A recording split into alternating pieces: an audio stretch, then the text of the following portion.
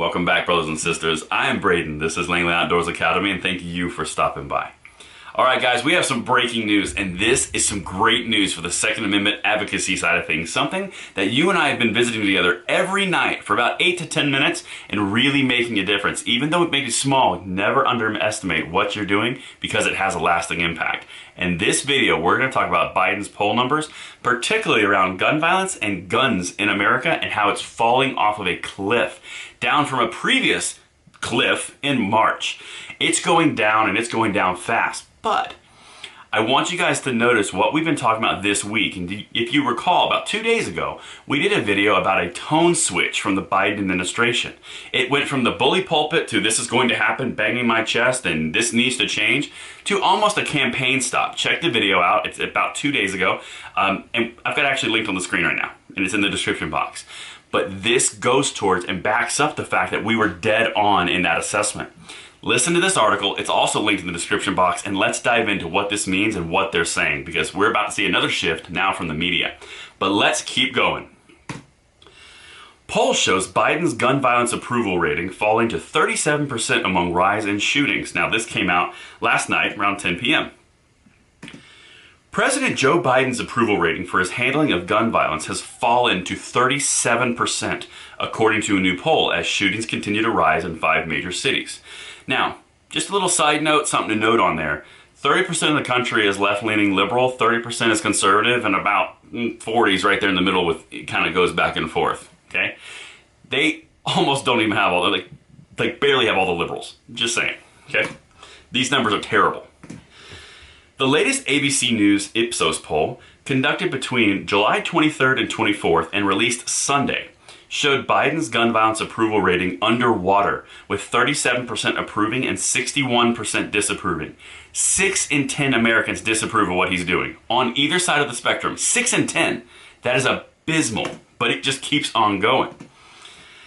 The findings marked a slump in the president's approval rating on gun violence compared to the same survey conducted between March 26th and 27th, which showed 42% approving and 57% disapproving.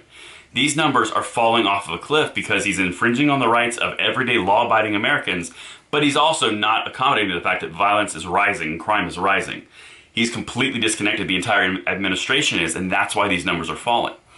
But now does it make sense why they sent Attorney General Merrick Garland to Chicago to do basically a PR tour? Makes sense why he goes on CNN, Biden goes on CNN and does a town hall instead of speaking from the, the bully pulpit of the podium of the presidency. It's going into campaign mode. And I even said in that video, their poll numbers must be terrible and they must know something that we don't know, because it was last Wednesday when this happened. Look at this today, Sunday night, their numbers are terrible. We are dead on, guys. We are like bloodhounds on this, and every day that we're sharing these videos out, this is important because we're onto something. Every little detail matters. But now, this is what they wrapped up this article with, and this is kind of where I'm going to go in the next video, at least for tomorrow. They are specifically angling and protecting Biden, the left-wing media. Listen to what this art, like how it wraps up. This is crazy, and tell me if this conflicts down below and what you've normally heard. Experts have suggested that the rise in violent crimes, which is still lower than it was in 2016, could be due to individuals' financial struggles and other worries caused by the pandemic. Does that sound, I don't know, in direct conflict to what we've heard for the last 6 months on the left-wing media push? Worst time in gun violence history, worst time in crime history. This is insane. It's all about the guns. It's the guns' fault. They're starting to turn. So now here's what I want to focus on after we've introduced this concept and honestly kind of celebrated the fact that his numbers are tanking. You've seen the administration shift tones and they've gone into PR mode, campaign mode. Merrick Garland, Chicago, ATF deployments. They're going to start arresting more people to get more positive news about guns being arrested or gun felonies arrested. Now you're going to start to see the media do the same thing. You're going to start to see the media start to turn the narrative from gun violence is up as far as it can be, guns in America, this is insane, and it's going to quickly go to organized crime and gangs, and all of these things are enabled by guns. So we need to conquer those people because they're using guns, and that's where it's going to go. They're going to shift from guns being the problem to guns being the tool of the problem. That's what's going to happen very slowly, and they're going to try to get their main core of their demographics back in line because they're suffering right now, and 2022 is really, really close. Don't give up heart, guys. We've got this. Don't give up hope. Every single thing that you do, you have no idea the impact.